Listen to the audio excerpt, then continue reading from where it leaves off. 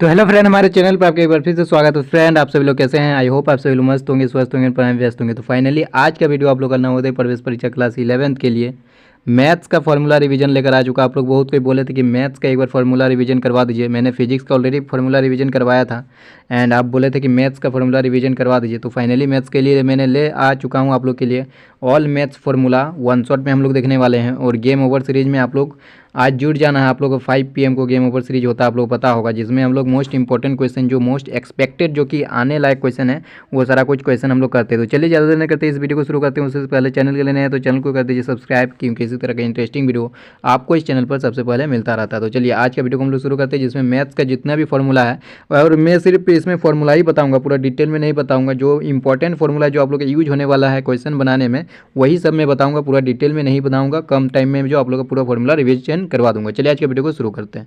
चलिए, तो हम लोग देखने वाले हैं क्लास 10 के जितने भी मैथमेटिक्स का फॉर्मूला है, वो सारा कुछ हम लोग एक ही शॉट में, वन शॉट में देखने वाले हैं। सबसे पहले जय माँ सरस्वती का नाम लेकर हम लोग जो है इस वीडियो को शुरू करते हैं। तो देखिए, ये आप लोग का यहाँ पर दिख रहा होगा पहला चैप्टर हमारा रियल नंबर है। और मैं इंग्लिश में ही रखा हूँ। मैंने एक पोल कंडक्ट करवाया था, मैक्सिमम स्टूडेंट इंग्लिश में बोले थे, तो मैं इंग्लिश में ही लेकर आया हूँ। तो हिंदी वाले परेशान मत होइएगा, मैं हिंदी में भी एक्सप्लेन कर दूंगा, ठीक है। जो भी टर्म का हिंदी मीनिंग आप लोग नहीं जानते, वो हिंदी में समझा दूंगा। लेकिन इंग्लिश वालों को यदि हिंदी में समझा दे तो उनको समझ में नहीं आता है, लेकिन इंग्लिश जो हिंदी वाले हैं वो इंग्लिश समझ जाएंगे, तो टेंशन लेने वाली बात नहीं है। तो चलिए, हमारा रियल नंबर पहला चैप्टर का नाम है, जो कि हमारा वास्तविक संख्या जो पहला चैप्टर है, उसमें हम लोग पढ़ते हैं यूक्लिड डिवीजन लेम्मा, ठीक है। जो यूक्लिड प्रमेय वाला पढ़ते हैं, वो उसमें हम लोग क्या पढ़ते हैं, a is equal to b q plus r, इस तरह का पढ़ते हैं, a is equal to b q plus r. ये कुछ नहीं, बस डिवाइड वाला है, डिवीजन वाला। जैसे आप लोग पढ़ते हैं ना, जैसे में एक जैसे होता है ना, भाज्य इक्वल टू भाजक गुना भागफल प्लस शेषफल, बस वही है। हिंदी वाला है, जानते हैं ना, भाज्य इक्वल टू भाजक गुना भागफल प्लस शेषफल, बस वही है, a is equal to b q plus r, ठीक है। तो यहाँ पर देख सकते हैं ये, और क्या है, गिवन पॉजिटिव इंटीजर्स ए और बी, जो हमारा पॉजिटिव इंटीजर, तो देयर एग्जिस्ट होल नंबर्स। हमारा क्यू एंड आर जो है होल नंबर होना चाहिए। और होल नंबर क्या, पॉजिटिव इंटीजर्स क्या, वो सारा कुछ आप लोग पता ही होगा। तो ये फार्मूला जो है सेटिस्फाई होता है, ठीक है। और देखिए यूक्लिड डिवीजन एल्गोरिथम, इसमें कुछ आप लोग पढ़ सकते हैं। According to this the HCF of any two positive integers a and b with a greater than b is obtained as follow. मतलब ये आप लोग पढ़ सकते हैं, ये आप लोग पढ़ सकते हैं। ये इंपॉर्टेंट नहीं है, जो इंपॉर्टेंट है मैं सिर्फ वही बताऊंगा। ये चीज़ आप लोग देख सकते हैं, H C F of a b equal to H C F of b r, ये वाला इंपॉर्टेंट है, ठीक है। ये वाला आप लोग इंपॉर्टेंट मान सकते हैं। और इससे भी ज़्यादा इंपॉर्टेंट मैं चीज़ बता देता हूँ। ये सब कुछ आप लोग पढ़ सकते हैं, जो जो लिखा हुआ है। मैं सिर्फ इंपॉर्टेंट बात पर आप लोगों को फोकस करूँगा। ये वाला इंपॉर्टेंट है, H C F of a b into L C M of a b equal to a into b. ये वाला बहुत ज़्यादा इंपॉर्टेंट है, इस चैप्टर का सबसे ज़्यादा इंपॉर्टेंट फॉर्मूला है, तो यही वाला है। यदि दो संख्याओं का एचसीएफ इंटू एलसीएम कीजिएगा तो वो दोनों संख्या गुणनफल के बराबर आता है। जैसे मैं एक एग्जांपल के द्वारा समझाना चाहूँगा। मान लीजिए दो संख्या ले लेते हैं 6 and 20 ले लेते हैं। इसका एचसीएफ क्या होगा, इसका एचसीएफ हमारा हो जाएगा 2 हो जाएगा, एचसीएफ हमारा 2 हो जाएगा। एचसीएफ निकालने जानते ही होंगे। और एलसीएम क्या हो जाएगा बताइए, एलसीएम हमारा क्या हो जाएगा, एलसीएम भी निकालने जानते होंगे। 6 और 20 का एलसीएम क्या होगा, इस तरह से भी आप लोग निकाल सकते हैं। एलसीएम निकालने के लिए तो आप लोग इस तरीका का यूज कर सकते हैं, ठीक है। तो ये हमारा 10 या 30 60 हो गया, एलसीएम हमारा 60 हो गया। तो यहाँ पर एलसीएम 60 हो गया। अब देखिए एचसीएफ और एलसीएम को मल्टीप्लाई कीजिए। जो एचसीएफ और एलसीएम है, यहाँ पर लिखा ना एचसीएफ इंटू एलसीएम, तो एचसीएफ क्या हुआ, एचसीएफ हमारा हुआ 2 और एलसीएम हमारा हुआ 60। तो इसको इक्वल करके कितना आया, 120 आया ना, 120 आया। अब देखिए 120 जो आया ना, यहाँ पर भी 120 ही आएगा। दोनों संख्या को गुणनफल भी हमारा 120 ही आएगा। दोनों संख्या क्या है, एक 6 लिए थे, एक 20 लिए थे ना। एक 6 इंटू 20 कीजिए, 6 इंटू 20 इसमें गुना कीजिए तो क्या आएगा, 120 ही आया ना। इसलिए कहा गया है कि H C F into L C M equal to a into b. मतलब कि दो संख्याओं का एच सी एफ इंटू दो नंबर्स का एल सी एम, दोनों को मल्टीप्लाई करेंगे तो हमारा ए इंटू बी के इक्वल आता है। दोनों संख्याओं के गुणनफल के बराबर होता है, ठीक है। चलिए, प्रोडक्ट के इक्वल होता है। चलिए, अब हमारा इसको इस चैप्टर में हम लोग इतना ही जानना था। और एक चीज़ जानना था जो कि मैंने यहाँ नहीं लिखा है, जो हम लोग परिमेय संख्या पढ़ते हैं, परिमेय संख्या जिसको बोला जाता है रेशनल नंबर, ठीक है। वो सब कुछ पढ़ते हैं हम लोग रेशनल नंबर के बारे में। और रेशनल नंबर क्या है, रेशनल नंबर हमारा क्या होता है, जिसको पी बाई क्यू के टर्म में लिख सकते हैं, पी बाई क्यू के टर्म में लिख सकते हैं। पी एंड क्यू आर क्या है, इंटीजर्स है। ये पी है, क्यू इंटीजर्स है, और क्यू नॉट इक्वल टू 0 होना चाहिए। तो इसको हम लोग बोलते हैं रेशनल नंबर, परिमेय संख्या। एंड अपरिमेय संख्या क्या है, जिसको पी बाई क्यू के रूप में नहीं लिख सकते हैं। जैसे पाई हमारा क्या हो गया, अपरिमेय संख्या हो गया, √2 क्या हो गया, अपरिमेय संख्या हो गया, √3 क्या हो गया, अपरिमेय संख्या हो गया। ये सारा अपरिमेय संख्या मतलब इरेशनल नंबर का हमारा एग्जाम्पल है। ठीक है, तो इस चैप्टर में इतना ही कुछ हम लोग को जानना जरूरी है। अब चलिए हम लोग नेक्स्ट चैप्टर पोलिनोमियल्स, जिसको बहुपद बोला जाता है, इस चैप्टर तो मैंने कल करवाया ही था। जितने स्टूडेंट नहीं देखे हैं उस वीडियो को देख लीजिएगा, सारा क्वेश्चन और बहुत सारा मैं बता दूँ, प्लेलिस्ट एक बार चेक कीजिए आप लोग, प्लेलिस्ट एक बार चेक कीजिए। और मैथमेटिक्स से सारा कुछ आप लोग को ऑलरेडी अपलोडेड है, बहुत सारा का मैंने कॉन्सेप्ट क्लियर किया, उसके बाद क्वेश्चन करवाया है। तो वो सब वीडियो यदि देख लेंगे ना, तो मैं आप लोगों को दावे के साथ बोल सकता हूँ, 100% सिक्योरिटी के साथ बोल सकता हूँ कि एक भी क्वेश्चन आप लोगों को छूटेगा नहीं। तो मेरे पर बिलीव कीजिए एंड एक बार देख लीजिए, कोई भी चैप्टर उठा के देख लीजिए। आप क्वाड्रेटिक इक्वेशन, प्रायिकता, जो भी देखना है आप लोगों को, ट्रिग्नोमेट्री, एक बार उठा के देख लीजिए, आप लोग का जो है अपने आप कॉन्फिडेंस बिल्डअप हो जाएगा। चलिए, हमारा पोलिनोमियल्स में हम लोग क्या पढ़ते हैं, लीनियर पोलिनोमियल, जिसको बोला जाता है रेखिक बहुपद। रेखिक बहुपद का डिग्री क्या होता है, डिग्री मतलब जानते हैं ना, जिसका मैक्सिमम घात जो है वही हमारा डिग्री कहलाता है, जिसको पावर भी बोलते हैं हम लोग। तो रेखिक समीकरण जैसे कि ax प्लस बी के टर्म में रहेगा, जैसे यहाँ पर लिखाई है जनरल फॉर्मेट, हम लोग क्या रखा, general format ax plus b. और हमारा डिग्री किसको बोला जाता है, एक्स से जो मैक्सिमम पावर जो रहेगा ना वही हमारा डिग्री कहलाता है। तो एक्स का मैक्सिमम पावर क्या है, 1 है, तो 1 हमारा डिग्री हो गया। जिसका 1 डिग्री होता है उसको बोला जाता है लीनियर पोलिनोमियल, रेखिक बहुपद उसको बोला जाता है। ठीक है, और यहाँ पर a नॉट इक्वल टू 0, यदि a 0 हो जाएगा तो x वाला टर्म भी तो 0 हो जाएगा ना, तो x वाला तो टर्म ही हट जाएगा, तो फिर वो रेखिक समीकरण नहीं कहलाएगा। ठीक है, अब आते क्वाड्रेटिक पोलिनोमियल। जैसा रेखिक समीकरण में हमारा डिग्री 1 था, क्वाड्रेटिक पोलिनोमियल उसको बोला जाता है जिसका डिग्री 2 होता है। डिग्री 2 पहचाने का मतलब क्या है कि x का जो अचर पद है, मतलब कि जो वेरिएबल है, उसका मैक्सिमम पावर 2 होना चाहिए। देखिए यहाँ पर मैक्सिमम पावर जो x के ऊपर 2 है ना, तो हमारा जो है क्वाड्रेटिक पोलिनोमियल उसको बोला जाता है जिसका हमारा डिग्री 2 होता है। या फिर इस तरह से कहिए कि डिग्री 2 होने पर उसको क्वाड्रेटिक पोलिनोमियल बोलते हैं, डिग्री 3 होने पर उसको क्यूबिक पोलिनोमियल बनते हैं। क्वाड्रेटिक पोलिनोमियल में हिंदी में बोल लेते हैं द्विघात बहुपद, और क्यूबिक वाला त्रिघात बहुपद। ठीक है, और इसमें देखिए जितना भी आप लोग का जैसे ax प्लस बी हमारा है, ये रेखिक समीकरण, रेखिक बहुपद है ना, लीनियर पोलिनोमियल है, इसका डिग्री कितना है, 1 है। तो जितना डिग्री रहेगा उतना ही नंबर ऑफ जीरोस होगा। नंबर ऑफ जीरोस बोलने का मतलब कि आप लोग हिंदी में बोलते हैं मूलों की संख्या या शून्यकों की संख्या। ठीक है, तो उसी बोला जाता है मूलों की संख्या, शून्यकों की संख्या। जितना डिग्री होगा उतना ही मूलों की संख्या होगा, नंबर ऑफ जीरोस उतना ही होगा, उतना ही शून्यकों की संख्या होगी। ठीक है, जैसे यहाँ पर ax प्लस बी है, जैसे मैं एक एग्जांपल के द्वारा समझाना चाहूँगा। जैसे 2x प्लस 5 है, 2x प्लस 5 ये हमारा रेखिक बहुपद हो गया, ये लीनियर पोलिनोमियल हो गया। इसमें यदि शून्यक निकालने बोलूँगा तो कैसे निकालेंगे, इसको 0 पुट करके निकालेंगे। यहाँ से x का वैल्यू जो होगा वही हमारा शून्यक हो जाएगा, तो x का वैल्यू क्या हो जाएगा, -5/2 हो जाएगा, तो ये हमारा शून्यक हो गया। तो शून्यकों की संख्या कितना है, x का वैल्यू एक ही ठो निकला ना, तो एक ही निकला। क्यों एक ही निकला, क्योंकि ये हमारा लीनियर पोलिनोमियल था। लीनियर पोलिनोमियल में हमारा शून्यक एक ही होगा क्योंकि उसका डिग्री 1 होता है। तो जितना डिग्री होता है उतना ही नंबर ऑफ जीरोज होता है। ठीक है, ये चीज़ समझ गए। अब चलिए हम लोग नेक्स्ट कॉन्सेप्ट की ओर चलते हैं, जिसमें हम लोग पढ़ते हैं जीरो ऑफ लीनियर पोलिनोमियल, जो कि शून्य, जो रेखिक बहुपद है उसका शून्यक का क्या हम लोग रिलेशन पढ़ते हैं। Zero equal to minus constant term divided coefficient of x. जैसे यहाँ पर मैंने बताया था ax plus b equal to, मान लीजिए इसको शून्यक निकालना तो इक्वल टू 0 पुट करेंगे। यहाँ से बताया एक्स का वैल्यू क्या होगा, -b/a हो गया ना, -b/a, वही लिखा है -b/a। ठीक है, तो b क्या है, b हमारा कांस्टेंट टर्म है ना, ये हमारा कांस्टेंट टर्म है b, जैसे मैंने एक एग्जांपल के द्वारा समझाया ही था। और कोफिशिएंट ऑफ x को नीचे रखते हैं और माइनस साइन लगाते हैं, तो -b/a हमारा हो गया। ठीक है, अब relationship between zero and coefficient of quadratic polynomial. अब हम लोग द्विघात बहुपद में हम लोग देखते हैं कि शून्यक और जो कोफिशिएंट है उसके बीच क्या रिलेशन होता है। ये क्वाड्रेटिक पोलिनोमियल का जनरल फार्मूला है x² plus bx plus c, जिसमें नंबर ऑफ जीरोज क्या लिखते हैं, जैसे हम लोग पढ़े होंगे ना क्वाड्रेटिक में, अल्फा प्लस बीटा। ठीक है, sum of zero, number of zero, sum मतलब कि क्या, अल्फा प्लस बीटा क्या होता है, -b/a, and alpha into beta क्या होता है, c/a। तो ये चीज़ आप लोग को याद ही होगा। अब चलिए रिक्वायर्ड पोलिनोमियल, जिसमें और कुछ हम लोग देखते हैं। यदि दिया हुआ रहेगा, बोला जाएगा कि बताइए वो उस क्वाड्रेटिक पोलिनोमियल का इक्वेशन क्या होगा जिसका रूट दे देगा अल्फा और बीटा है। अल्फा बीटा की जगह कुछ भी दे सकता है कि 2 और 3 बोल देगा, रूट बोले तो वही शून्यक जीरो बोल देगा कि उसका शून्यक 2 और 3 है, तो क्या होगा बताइए वो पोलिनोमियल। ठीक है, तो मैं जनरल फॉर्मेट में डायरेक्ट बता देता हूँ। यदि दे देगा कि शून्यक हमारा अल्फा और बीटा है, जो हमारा मूल है अल्फा बीटा है, जो हमारा रूट है वो अल्फा बीटा है, जो जीरोज है जो भी नाम से पुकारे अल्फा बीटा दिया हुआ रहेगा, तो हमारा जो है क्वाड्रेटिक पोलिनोमियल कैसे बनाते हैं, x² minus sum of zeros into x plus product of zero. तो मतलब कि x² माइनस मूलों का योग क्या हो जाएगा, alpha plus beta into x plus मूलों का गुणनफल क्या होगा, alpha into beta equal to 0। ये हमारा हो गया क्वाड्रेटिक इक्वेशन बनाने का तरीका। तो यहाँ पर देखिए फॉर्मूला लिख दिया गया है, x² minus alpha plus beta into x plus alpha beta, ये सारा कुछ मैंने कल कवर करवाया था।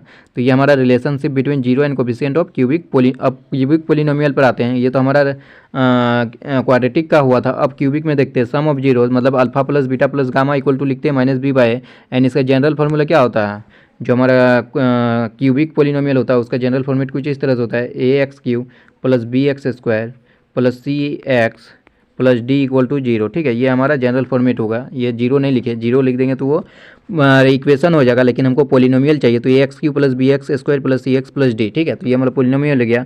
देखिए इसमें मैक्सिमम पावर 3 है, तो इसका 3 हमारा शून्यकों की संख्या हो जाएगा, जो हमारा 3 जीरो जो हो जाएगा। तो सम ऑफ जीरो क्या होगा, alpha plus beta plus gamma minus b by, and alpha beta gamma क्या होगा माइनस डी बाय, एंड हमारा alpha beta plus beta gamma plus gamma alpha equal to हो जाएगा सी बाय। तो ये भी आप लोग को याद होना चाहिए। अब नेक्स्ट चैप्टर में आते हैं pair of linear equation in two variable. इसमें अब आते हैं pair of linear equation in two variable, मतलब कि हमारा जो रेखिक समीकरण होगा जिसमें 2 वेरिएबल होता है एक्स और वाई, उसका अब हम लोग आते हैं। जैसे मोस्ट जनरल फार्मूला क्या होता है, जैसे हमारा एक इक्वेशन हो गया a one x plus b one y plus c one equal to zero. तो इसमें कितना वेरिएबल, 2 वेरिएबल है ना, एक एक्स हो गया एक वाई हो गया, 2 वेरिएबल है।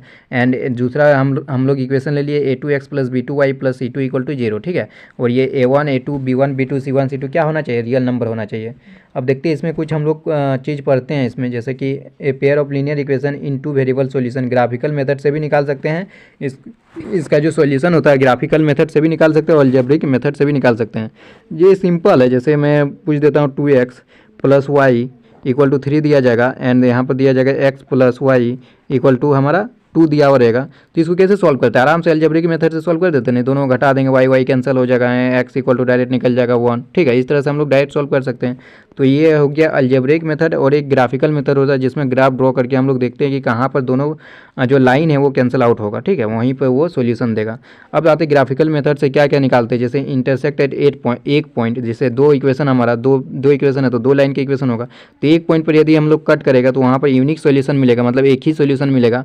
इसको कंसिस्टेंट भी बोल सकते हैं। और consider on each other parallel to each other, ये अच्छा रुके, कोइंसाइड ऑन ईच अदर, मतलब कि दोनों लाइन एक ही, मतलब कोइंसाइड कर गया, कोइंसाइड मतलब जानते हैं ना, एक ही लाइन के ऊपर दूसरा लाइन चला गया, तो इसमें हमारा इनफाइनाइटली मैनी सॉल्यूशन, बहुत सारा मतलब अनेक सॉल्यूशन मिलेगा, और इसमें इंटरसेक्ट करने पर एक सॉल्यूशन मिलेगा। और पैरेलल रहेगा दोनों लाइन इस तरह से, तो हमारा कोई सॉल्यूशन नहीं मिलेगा, नो सॉल्यूशन। ठीक है, एंड अब आता है अलजेब्रिक मेथड में। ये तो हमारा ग्राफिकल मेथड हो गया। अलजेब्रिक मेथड में कैसे चेक करते हैं, अलजेब्रिक मेथड में 3 मेथड होता है, substitution method, elimination and cross multiplication.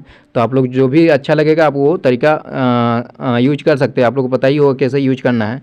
तो देखिए केस 1 में इस तरह से आप लोग चेक करना है, a1 by a2 not equal to b1 by b2 रहेगा, a1 by a2 not equal to b1 by b2, तीसरा वाला चेक करने की जरूरत भी नहीं है, a1 by a2 not equal to b1 by b2 रहेगा, तो इंटरसेक्टिंग होगा, मतलब कि एक ही सॉल्यूशन होगा। a1 a2 क्या है वो आप लोग को ऑलरेडी मैंने बता दिया, a1 हमारा x कोफिशिएंट हो गया, और a2 क्या हो, वो a2 भी हमारा x का कोफिशिएंट हो गया दूसरे लाइन का, और b1 क्या है x y का कोफिशिएंट हो गया पहले लाइन का, एंड b2 क्या है दूसरे लाइन का y का कोफिशिएंट। ठीक है, और c1 c2 क्या है कॉन्स्टेंट टर्म है। तो इस तरह से आप लोग पता कर सकते हैं। एंड केस 2 में हम लोग क्या पढ़ते हैं, केस 2 में यदि इस तरह से रहेगा a1 by a2 equal to b1 by b2 not equal to c1 by c2 आएगा, तो वो हम लोग समझ जाएंगे कि दोनों लाइन हमारा पैरेलल है। पैरेलल रहता है तो क्या होता है, जीरो सॉल्यूशन, एक भी सॉल्यूशन नहीं होता, नो सॉल्यूशन। और यदि दोनों लाइन एक ही लाइन के ऊपर चला जाए, मतलब एक लाइन दूसरे लाइन के ऊपर चला गया, तो उसको बोला जाता है कोइंसाइड लाइन। ठीक है, कोइंसाइड हो रहा है एक दूसरे पर, तो उसका मैनी सॉल्यूशन होता है, इनफाइनाइटली मैनी सॉल्यूशन। ठीक है, बहुत सारा अनेक सॉल्यूशन होगा, अनेक हल, तो उसका पहचाने क्या तरीका, a1 by a2 equal to b1 by b2 equal to c1 by c2। अब चलिए नेक्स्ट कॉन्सेप्ट के हम लोग चलते हैं आगे, क्वाड्रेटिक इक्वेशन। क्वाड्रेटिक इक्वेशन के जनरल फॉर्मूला होता है x square plus b x plus c, जहाँ a equal to not zero, and इसका नंबर ऑफ जीरोज कितना होगा मैंने बताया, जितना डिग्री रहेगा उतना ही नंबर ऑफ जीरोज रहेगा। यहाँ डिग्री क्या है 2 है, इसलिए हमारा नंबर ऑफ जीरोज भी 2 होगा। ठीक है, क्वाड्रेटिक फार्मूला हम लोग रूट्स कैसे निकालते हैं, roots of quadratic equation, alpha और बीटा। अल्फा 2 रूट होता है ना, तो 2 रूट निकालने का फॉर्मूला ये है, minus b plus minus root under b square minus 4ac divided by 2 है, and B square minus 4ac को ही हम लोग डी बोलते हैं, जिसको इंग्लिश बोला जाता है डिस्क्रिमिनेंट। ठीक है, तो B square minus 4ac, and हम लोग चलते हैं, यदि डी ग्रेटर देन जीरो रहेगा, जो कि बी स्क्वायर माइनस 4ac से यहाँ दिखाया गया है, डी यदि ग्रेटर देन जीरो है तो 2 डिस्टिंक्ट रियल रूट होगा। ठीक है, डिस्टिंक्ट यहाँ लिख दिया गया है, गलती टाइप हुआ है, तो तो टू डिस्टिंक्ट रियल रूट मतलब कि दो अलग मतलब दो असमान हम लोग का वास्तविक रूट मिलेगा, ठीक है, हल मिलेगा, दो वास्तविक हल मिलेगा और वो असमान होना चाहिए, मतलब इक्वल नहीं होना चाहिए। एक यदि अल्फा मिला तो दूसरा हमारा बीटा मिलेगा, ठीक है, ये एक यदि 2 मिला तो मान लीजिए दूसरा 3 मिला, तो ये दोनों वास्तविक होना चाहिए और अलग होना चाहिए। तो यदि डी ग्रेटर देन 0 होगा तो ऐसा कंडीशन होगा। ये सारा कुछ यदि आप लोग अच्छी तरीके से और भी करना चाहते हैं डिटेल में, तो वो मेरे चैनल के प्लेलिस्ट पर चेकआउट कीजिए, वहाँ पर मैंने क्वाड्रेटिक इक्वेशन बहुत अच्छे तरीके से मैंने करवाया है। और यदि डी लेस देन 0 है तो नो रियल रूट, कोई रियल रूट नहीं मिलेगा। और यदि डी इक्वल टू 0 आएगा तो हमारा 2 इक्वल रूट होगा, दोनों रूट जो है इक्वल होगा, ठीक है। अब आते हैं देखिए कुछ इस तरह से भी आप लोग कभी कभी क्वेश्चन पूछा जाता है, 2 डिजिट नंबर, जैसे बोला जाता है 2 डिजिट नंबर 10x + y हो गया ना, 2 डिजिट का नंबर यदि लिखेंगे और बोला जाए कि उसका जो है जो इकाई और दहाई के अंकों को बदल दिया गया है, तो उसको ऑन एक्सचेंजिंग द डिजिट, तो हमारा नया डिजिट क्या बन जाएगा 10y + x। जैसे मैं एग्जाम्पल के द्वारा समझाएं, 67 है तो 67 को क्या लिख सकते हैं, 67 को लिख सकते हैं 10 × 6 + 7, इस तरह से लिख सकते हैं। अब यदि मैं बोलूँ कि दोनों का इंटरचेंज कर दिए दोनों डिजिट को, तो क्या बन जाएगा 76 बन जाएगा। अब 76 को क्या लिख सकते हैं 10 × 7 + 6 लिख सकते हैं, इस तरह से लिख सकते हैं। तो वही चीज़ यहाँ पर दिखाया गया है कि नंबर चेंज करने पर हमारा वो 10y + x के फॉर्मेट में हो जाएगा। एंड ये तो पता ही होगा speed equal to distance upon time. अब चलिए कोऑर्डिनेट ज्योमेट्री की ओर चलते हैं, जिसमें डिस्टेंस फॉर्मूला आप लोग ये चीज़ पढ़ रहे हैं, x2 - x √x2 - x1 का whole square plus y2 - y1 का होल स्क्वायर, ठीक है। अब x2 - x1 कीजिए, x2 - x1 का होल स्क्वायर कीजिए, या y2 - y1 ये सॉरी x2 - x1 का होल स्क्वायर कीजिए, या फिर x1 - x2 का होल स्क्वायर कीजिए, दोनों बात सेम ही रहेगा क्योंकि स्क्वायर करने पर वो हमारा पॉजिटिव ही देता है। तो यहाँ पर x2 - x1 का होल स्क्वायर कीजिए या फिर x1 - x2 का होल स्क्वायर कीजिए, जो भी करना होगा अपना कर लीजिएगा।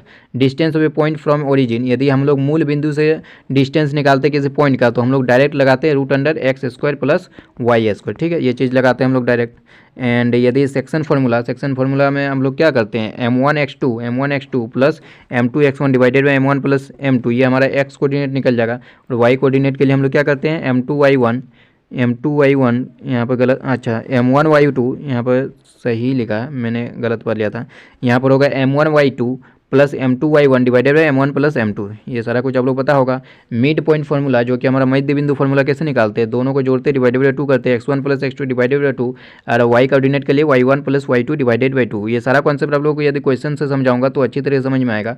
एरिया ऑफ ट्रायंगल आप लोग इस तरह से पढ़े होंगे, 1/2 x1 × y2 - y3 + x2 y3 - y1 + x3 y1 - y2। इसको ट्रिक याद रखने का ट्रिक ये है कि आप लोग इस तरह से याद रखिए 1 2 3 1 2 3, एंड यहाँ पर 1 2 3, फिर 2 3 1 2 3 1, फिर हमारा 3 1 2, इस तरह से आप लोग याद रख सकते हैं, इस तरह से याद रख सकते हैं। मतलब रोटेट करना, 1 2 3 को रोटेट करना है। रोटेट करने का इन द सेंस कि देखिए पहले लिखे 1 2 3, अब यहाँ से शुरू कीजिए, अब 2 से शुरू कीजिए, 2 3, उसके बाद क्या आएगा 1 ही आएगा, 2 3 1, उसके बाद फिर 3 से शुरू कीजिए, 3 के बाद कुछ है नहीं है ना, तो 3 के बाद कुछ नहीं है, तो फिर यहाँ शुरू करेंगे 3 1 2, वही चीज़ लिखे है ना, देखिए 1 2 3, फिर 2 3 1 3 1 2, इस तरह से आप लोग जो है बड़ी इजीली याद रख सकते हैं।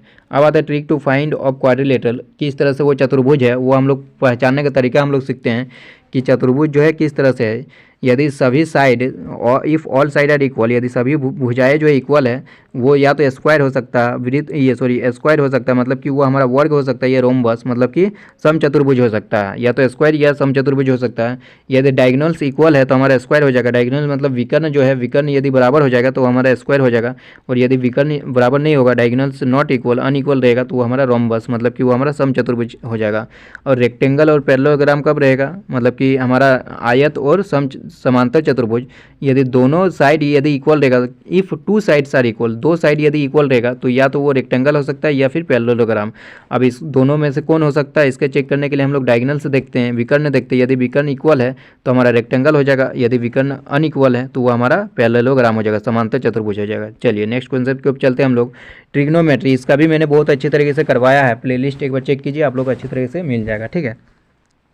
तो इसमें देखते हैं हम लोग, साइन थीटा जो होता है p/h होता है, कॉस थीटा जो है b/h होता है, टेन थीटा p/b होता है, कोसेक थीटा हमारा h/p हो जाएगा। कोसेक थीटा क्या होगा, साइन का उल्टा होता है ना, साइन का उल्टा होता है कोसेक, कॉस का उल्टा सेक होता है। तो देखिए कॉस में हमारा क्या है b/h है, तो सेक में क्या होगा h/b हो जाएगा, जस्ट रिवर्स हो गया, टेन थीटा में पी बाई बी है तो कॉट थीटा में बी बाई पी हो जाएगा।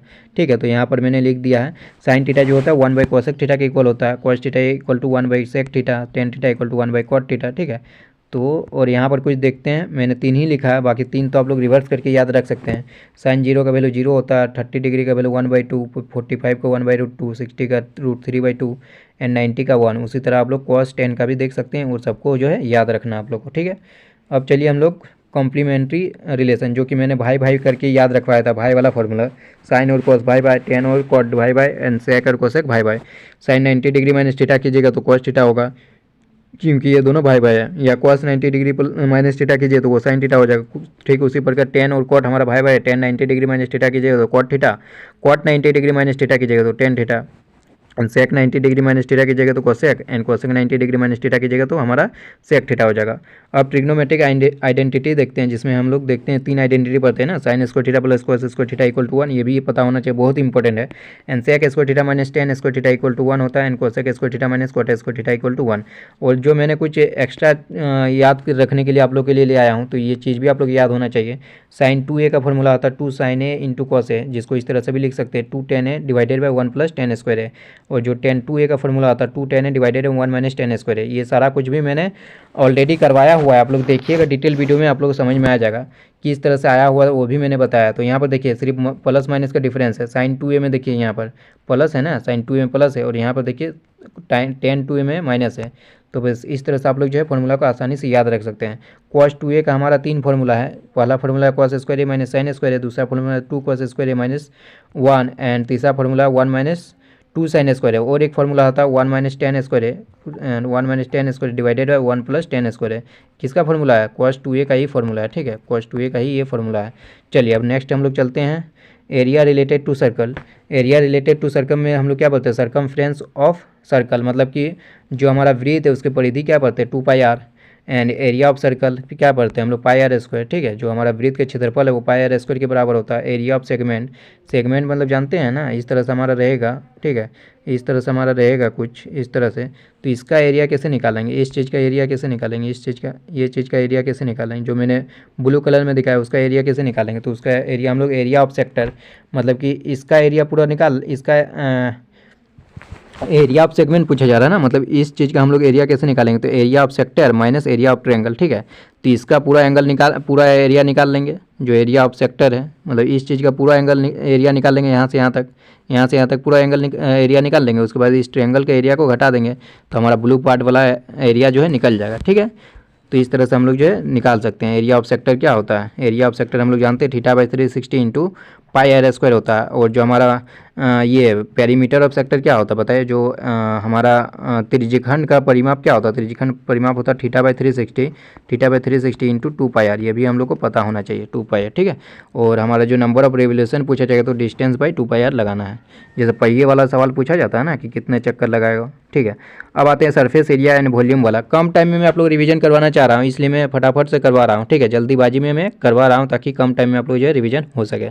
तो देखते हैं क्यूब में, पहले क्यूब का पेरीमीटर क्या होता है? पेरीमीटर हमारा 12L हो जाएगा, क्योंकि क्यूब में क्या होता है? सारा साइड जो है इक्वल रहता है। तो पेरीमीटर मतलब क्या होता है? परिमाप, मतलब कि सारे साइड को हम लोग को ऐड कर देना। टोटल साइड कितना होता है? 12 होता है ना, तो 12 इंटू एल हो जाएगा 12L। ठीक है, और बेस एरिया मतलब कि ये वाला एरिया कितना हो जाएगा? एक एरिया हमारा L स्क्वायर हो जाएगा, क्योंकि सब साइड इक्वल है ना, तो ये हमारा कुछ इस तरह से बन जाएगा, कुछ इस तरह से बन जाएगा, ये भी L ये भी L, तो हमारा L स्क्वायर हो जाएगा बेस एरिया। और लेटरल सरफेस एरिया वक्र पृष्ठीय क्षेत्रफल क्या होगा? 4L square. एंड हमारा टोटल सरफेस एरिया मतलब कि हमारा जो संपूर्ण पृष्ठीय क्षेत्रफल क्या होगा? 6L square. और वॉल्यूम क्या होगा? L cube. ठीक है, जो वॉल्यूम है मतलब कि आयतन, वो जो हमारा क्यूब का आयतन क्या होता है? L cube. ठीक है, क्यूब मतलब क्या होता है पता है ना? घन। अब आते हैं हम लोग क्यूबॉइड, मतलब घनाभ की ओर चलते हैं। पेरीमीटर क्या होता है? 4 into l plus b plus h. ठीक है, एंड हमारा बेस एरिया क्या होगा? L into b. And lateral surface area यहाँ पर गलत लिखा हुआ है, यहाँ पर होगा 2H into l plus B, यहाँ पर प्लस होगा। ठीक है, 2H into l plus B, इस तरह से हम लोग निकाल सकते हैं लेटरल सरफेस एरिया, मतलब कि वक्र पृष्ठीय क्षेत्रफल। और टोटल सरफेस एरिया क्या हो जाएगा? 2 into l b plus b h plus h l. और वॉल्यूम क्या हो जाएगा? L cube. ठीक है, वॉल्यूम गलत लिखा हुआ है, वॉल्यूम L क्यूब नहीं होगा, वॉल्यूम हमारा यहाँ L क्यूब नहीं होगा। L क्यूब तो हमारा घन वाला में होता है ना, तो यहाँ पे आप लोग को सुधार कर लेना है। वॉल्यूम हमारा L क्यूब नहीं होता, वॉल्यूम हमारा L into b into h होता है, ठीक है, L into b into h, LBH, इस तरह से आप लोग को याद रखना है।